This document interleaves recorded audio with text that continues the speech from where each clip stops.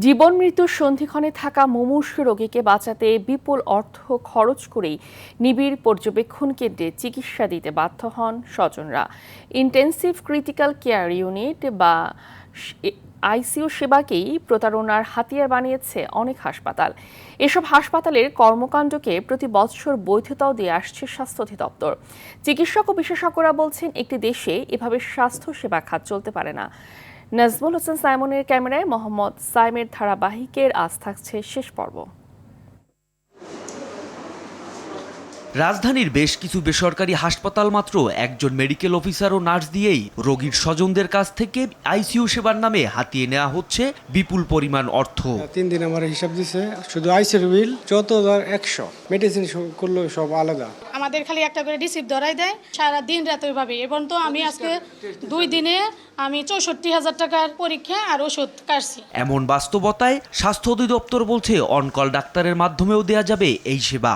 আইসিইউর জন্য আপনার নিয়োগপ্রাপ্ত মেডিকেল অফিসার থাকবে প্রশিক্ষিত, আর কনসালটেন্ট সাধারণত তারা অনকলে আসে, 1 নম্বর কথা। এবং যারা মেডিকেল অফিসার থাকবে এরা অবশ্যই প্রশিক্ষিত হতে হবে, এবং অনকল চাইবা মাত্রই একজন কনসালটেন্ট আসার মতো ব্যবস্থা থাকতে হবে তাকে। তবে সিভিল সার্জন সহ চিকিৎসকরা বলছেন, আইসিইউ সেবার মান নিশ্চিত করতে থাকতে হবে একাধিক বিশেষজ্ঞ চিকিৎসক ও পরীক্ষক। অ্যাডাল্ট আইসিইউ যদি হয় সেক্ষেত্রে আপনাকে অ্যাডাল্ট রোগী দেখার জন্য ক্রিটিক্যাল কেয়ার মেডিসিন স্পেশালিস্ট এদেরকে থাকতেই হবে।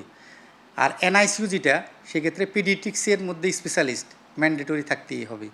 সাপোর্টিং যে স্টাফ, 1 বেডের জন্য একজন নার্স আর 5 বেডের জন্য একজন স্পেশালিস্ট ম্যান্ডেটরি। একজন মেডিকেল অফিসার দিয়ে একটা আইসিইউ চলবে, এটা হতে পারে না। এখানে তো আমি প্রথমেই বলছি একটা টিম ওয়ার্ক, একটা মেডিকেল অফিসার দিয়ে হবে। এখানে কিন্তু স্পেশালিস্ট থাকতে হবে, আইসিইউতে কিন্তু স্পেশালিস্ট থাকতে হবে, মেডিসিন স্পেশালিস্ট থাকতে হবে, আপনার রেসপিরেটরি মেডিসিন থাকতে, অ্যানেস্থেটিস্ট থাকতে হবে। এটা কিন্তু স্পেশালিস্ট থাকতে হবে, 24 ঘন্টা স্পেশালিস্ট থাকবে।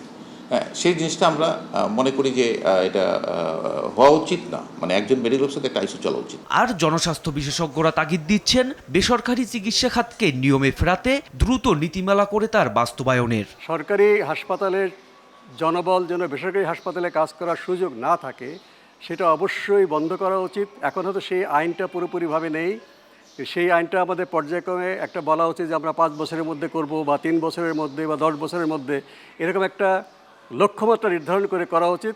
না হলে এই বেসরকারি হাসপাতালগুলো নিজের পায়ে দাঁড়াবে না এবং মানুষ মানসম্মত সেবা পাবে না।